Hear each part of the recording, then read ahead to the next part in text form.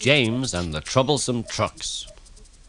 James had not seen the Fat Controller for some time, not since the day when he had nearly lost his red coat and been painted blue instead. That was the time when James had been very naughty. First he had let off steam and sprayed water on the Fat Controller's new top hat. Then he had run too fast and made a hole in one of the coaches. The driver had to mend the hole with newspaper and a passenger's bootlace. The Fat Controller had been very angry. Now James was alone in the shed. He was not even allowed out to push coaches and trucks in the yard. At last the Fat Controller arrived and came to see him. "I can see that you are sorry, James," he said. "I hope now that you will be a better engine."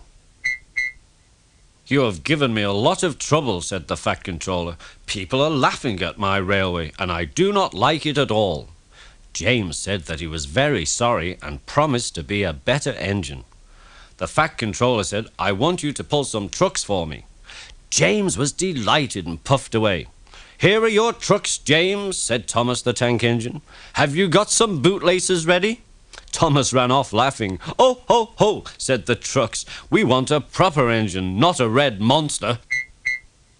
But James took no notice and started as soon as the guard was ready. Come along," he puffed, but the trucks were being naughty. We won't," they screamed. James took no notice, and he pulled the screeching trucks sternly out of the station and onto the line. The trucks tried very hard to make James give up, but he still kept on. Sometimes their brakes would slip on, and sometimes their axles would run hot.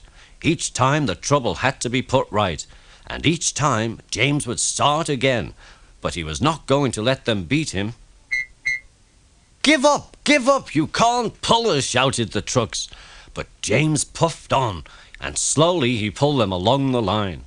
At last they saw Gordon's Hill. This was the famous place where Gordon, the big proud engine, had once got stuck. Little Edward, one of the tender engines, had to push Gordon up the hill.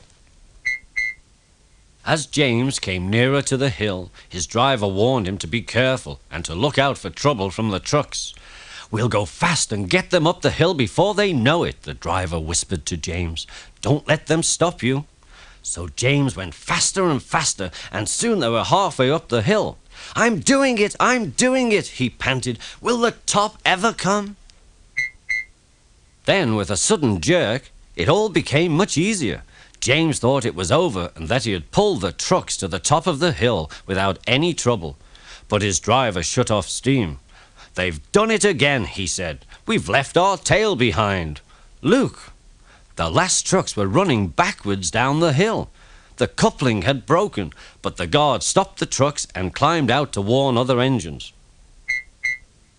"That's why it was so easy," said James, as he backed the other trucks carefully down the hill. "What silly things trucks are! There might have been an accident." Edward had come along. He offered to help, but James had decided that he was going to pull these trucks by himself.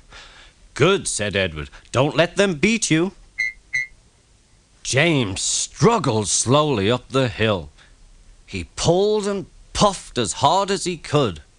After a long time, he finally pulled the trucks to the top. I've done it, he cried, and his driver cheered.